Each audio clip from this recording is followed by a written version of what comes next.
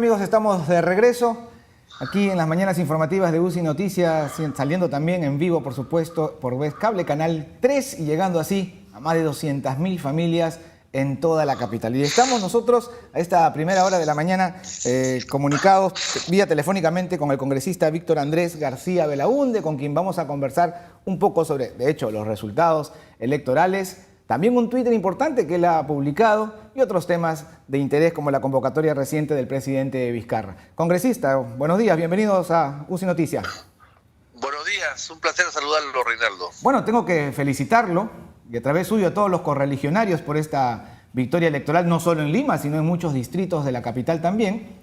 Sin embargo, no han faltado algunos otros analistas que dicen, bueno, los accionpopulistas se emocionan más de lo debido porque no es una victoria del partido, sino más bien de la persona a quien convocaron para encabezar esta candidatura. ¿Cuál es su opinión al respecto? Bueno, fíjese, siempre habrá críticos, ¿no?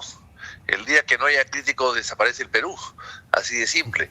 Yo creo que aquí lo importante es que es un partido Acción Popular de larga trayectoria y de fructífera trayectoria, y de trayectoria además limpia. Hay que recordar al gran alcalde Orrego, que fue el que puso los cimientos de la Lima que hoy conocemos y que desgraciadamente no pudo terminarse algunas obras. Por ejemplo, la Ramiro Prealé. La Ramiro Prealé empezó con Orrego, empezó con Belaúnde y hasta ahora está detenida. Justamente detenida donde la dejó Belaúnde hace más de 30 años. O sea, ese tipo de cosas, por ejemplo, hay que explicarle a la gente porque no todos vivían hace 30 años. Entonces yo creo que aquí lo importante es que el señor Muñoz se hizo populista en un momento determinado, hace 2 años de esto o algo más, y no solamente se hizo populista, él tenía mucha relación ya con el partido a través de sus familiares y había sido de Somos Perú. Somos Perú era un partido fundado por Andrade que se asoció a Paniagua el año 2006. O sea, ya había una buena relación, pero con los problemas internos que tuvo Somos Perú después de la muerte de Alberto Andrade, el señor Muñoz evidentemente recaló en Acción Popular, que era el partido más cercano y más afín, había sido socio de Somos Perú. Entonces se recaló, entró al partido, como cualquier hijo de vecino, entró al partido como una persona más, un anónimo más, e hizo carrera dentro del partido y postuló, eso la gente no lo dice, postuló en elecciones internas y postuló nada menos contra un candidato que había sido secretario general nacional del partido, Luis Enrique Gálvez. Postuló en contra de él y una larga proceso interno de elecciones ganó por una diferencia holgada y se proclamó candidato a la alcaldía. Su candidatura entonces respondió a una elección primaria real, porque a veces se cumple con la formalidad, pero aquí hubo más de un candidato. Real, y creo que hubieron 4 candidatos. El más fuerte era Luis Enrique Gálvez, un distinguidísimo, por supuesto, correligionario, que había sido regidor de Lima y abogado de profesión como él, y que había sido secretario general del partido, o sea, tenía mucho arraigo en el partido. Aún así, lo ganó. No porque fuese el más simpático, porque los dos son simpáticos, sino lo ganó por sus propuestas y porque tenía pues experiencia, todo lo que ha demostrado durante la campaña. Así que luego invitó inclusive al señor Gálvez para que sea parte de su lista, pero Gálvez no quiso aceptarlo y se quedó como candidato oficial del partido y hizo vida partidaria y hizo una campaña partidaria y yo al principio lo acompañé como muchos en su presentación inicial, después ya no porque como funcionarios públicos el jurado nos advirtió que podía sancionarnos. Así que los congresistas no hemos participado en la campaña de ningún candidato a nivel nacional porque el jurado llamó la atención a uno de nosotros por haber participado en Cajamarca en una campaña interna, en una campaña externa, ¿no? Una campaña para la alcaldía. Así que por eso es que nos hemos mantenido un poco alejados. Pero lo hemos apoyado desde lejos para que haga una buena campaña, y la ha hecho y ha triunfado. ¿Y eso sí qué significa? ¿Que ha triunfado él solo? No. Ha triunfado él y Acción Popular. Aquí hay un binomio que es importante. Es la presencia del partido y la presencia del candidato. Es la imagen del partido y la imagen del candidato. Y yo pregunto, si el señor Muñoz hubiese sido candidato de Fuerza Popular, ¿ganaba? Yo creo que no. De acuerdo. Yo creo que no. Ahora, esto es si era candidato del APRA, ¿ganaba? Yo creo que no. Ahora, estos resultados resultan entonces una oportunidad, y podemos verlo así también, le quiero hacer la pregunta, para el fortalecimiento de los partidos políticos, no solo de Acción Popular, sino de los partidos políticos de manera, pensando institucionalmente, corporativamente, y la necesidad que estos hacen para la democracia peruana. Bueno, yo creo que esto es una vuelta hacia atrás, a lo bueno que había atrás.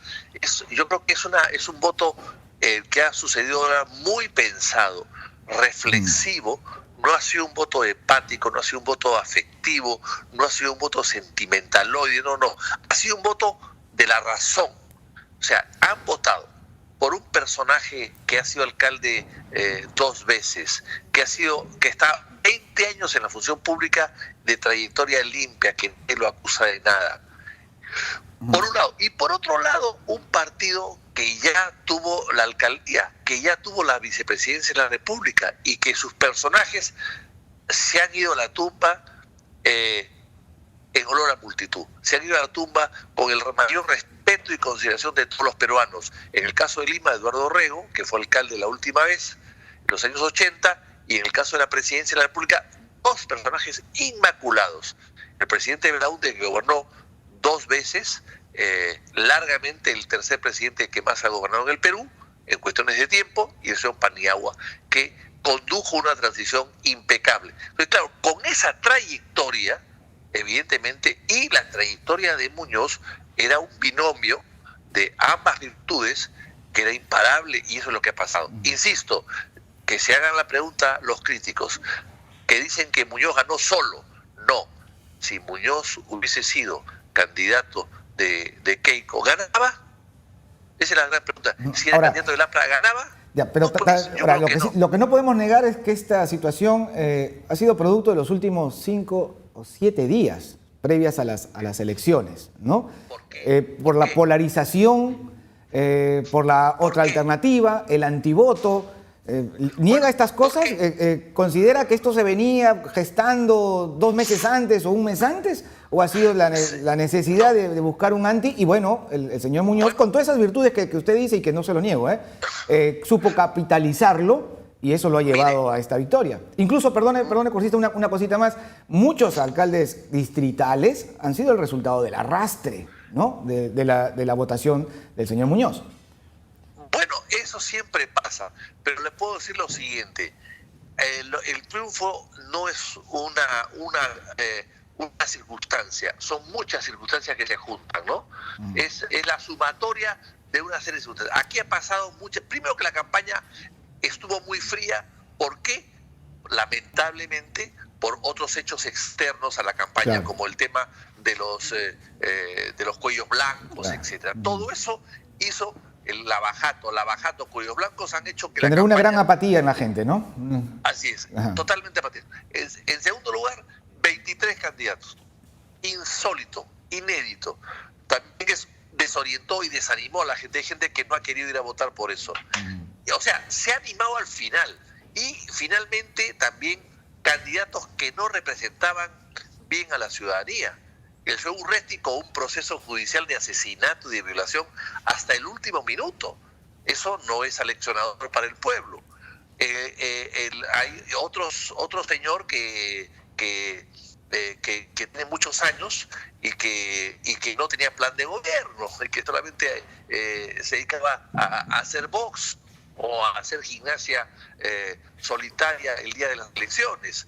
Es decir, otro señor que no fue al debate. Entonces, todas esas circunstancias han sumado, es evidente que han sumado.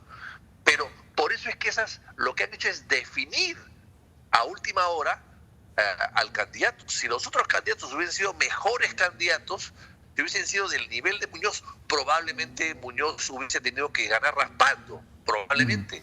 O de repente empataba, o de repente perdía por muy poco, por un pelo. Pero no se dio ese caso tampoco. Se dio ese caso que ha ganado 3-1 o 2-1. ¿Por qué? Porque los otros candidatos tenían una serie de flancos débiles, ¿no? ¿Qué es lo primero que cree que le toca hacer a Jorge Muñoz? Hoy se reunió en Palacio con el presidente Vizcarra. Ya se sabe que del 2019 arranca con 18 millones menos en su presupuesto de lo que cuenta actualmente el alcalde Castañeda. Bueno, yo creo que lo primero es ofrecerle al presidente sus buenos oficios para poder gobernar la ciudad. Fíjese, el presidente vive en la ciudad.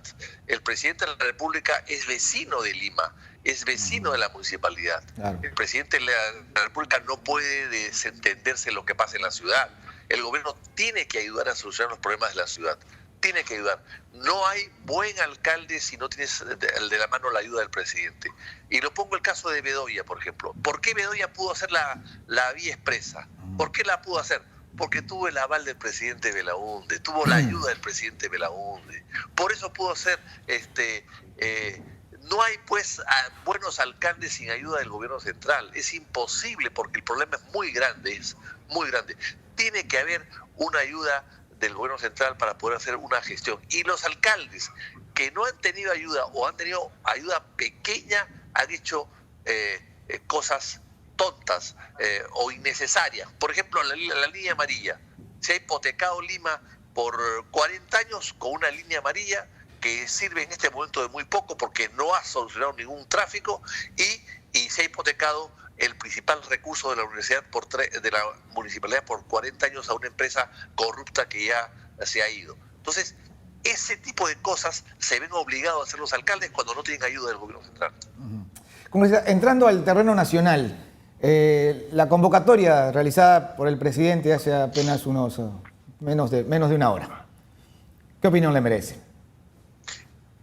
Bueno, tenía que hacerlo, era parte de un compromiso que él había impulsado desde el primer momento. Me parece muy bien. No creo que solucione los problemas, ojo. No creo que esto sea la solución de los problemas, pero evidentemente le va a ayudar a gobernar, le va a ayudar a quitar las aguas. ¿No interfiere con lo que ha venido avanzando el Congreso? En cuanto a las reformas propuestas por el Ejecutivo. No. Yo creo que está bien. Hemos aceptado ese reto, lo hemos asumido. Creemos a conciencia que eso no es la solución del país. Pero si esto contribuye a apaciguar las aguas, si esto contribuye a darle legitimidad al presidente de la República, que es un gobierno transitorio y por tanto aparentemente débil, pues evidentemente hay que hacerlo, hay que ayudarlo. Pero no va a solucionar absolutamente nada. Lo que sí creo que esto debe ser el inicio de la gran reforma constitucional que hay que hacer. Es una constitución, la peruana, que ha durado 25 años, es cierto, pero cuyo origen fue innecesario y además dirigido hacia Fujimori para la reelección, nada más.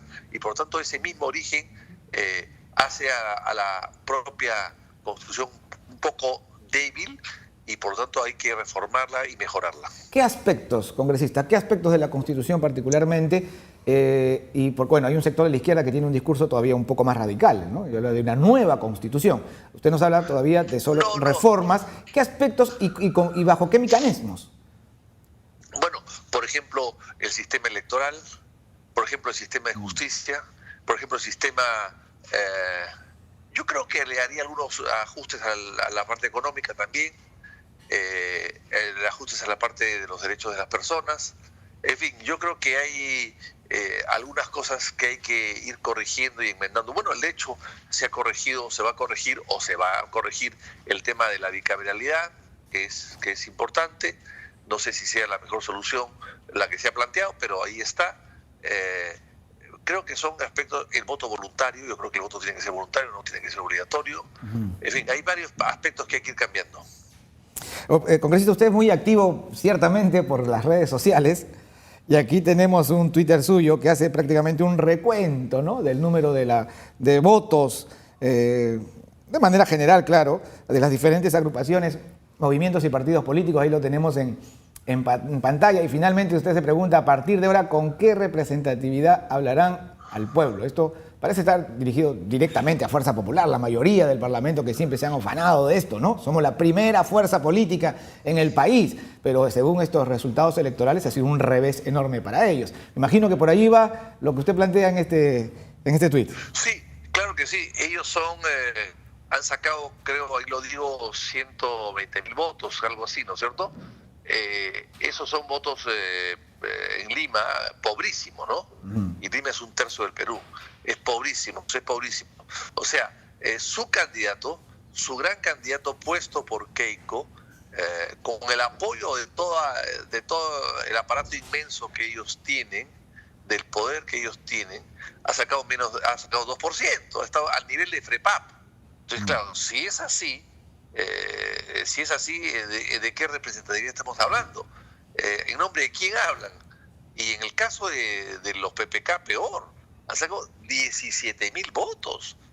Un candidato que ha sido el promotor y el gran auspiciador de la candidatura de PPK y que fue brazo derecho y artífice de esa campaña, y que fue una campaña exitosa, por un pelo, pero fue exitosa. Entonces, estamos hablando de dos fuerzas que gobiernan, uno el Ejecutivo y otro el Parlamento, y no tienen ningún tipo de representatividad, el pueblo no lo respalda.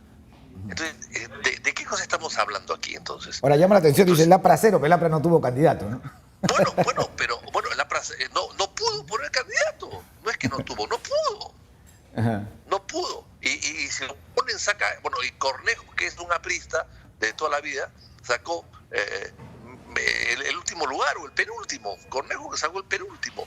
Cornejo con la casita, o sea, el APRA no tuvo candidato. Y el aprista que compitió con otro símbolo sacó 1.9, 1.8%. Entonces, si el APRA, que es un partido tradicional, no puede poner candidato, ¿en qué estamos? ¿En qué estamos? Y uno de los cuestionamientos a esta valla tan alta que se le ha puesto a las nuevas organizaciones políticas es que muchos de los partidos actuales no pueden cumplirlas siquiera ellos mismos, ¿no? Y esta pregunta se me viene a lo que está diciendo. Si el APRA no pudo poner un candidato, entonces, ¿por qué pareciera que esta valla tan alta es para que nadie más tenga la posibilidad de organizarse, institucionalizarse políticamente y siempre salvaguardar los intereses de los que ya están? Sí. Bueno, yo creo que hay que poner también unas vallas en las municipales, ¿no? Si uno compite en las elecciones generales y saca menos 4%, desaparece como partido. Pero si compite en las municipales y se saca menos del 4%, no pasó nada. Yo creo que las reglas hay que aplicarlas a todos por igual. Esas son las cosas que hay que ir cambiando también. De acuerdo, congresista, le agradecemos mucho su comunicación con nosotros. Gracias también, adiós. Gracias, hasta la próxima. Entonces, bueno, estuvimos conversando con Víctor Andrés García Belaúnde, congresista de Acción Popular, quien por cierto pues ha expresado una satisfacción especial y muy optimista, por supuesto, después de esta victoria electoral del domingo. Nos vamos a un brevísimo corte, pero regresamos con más.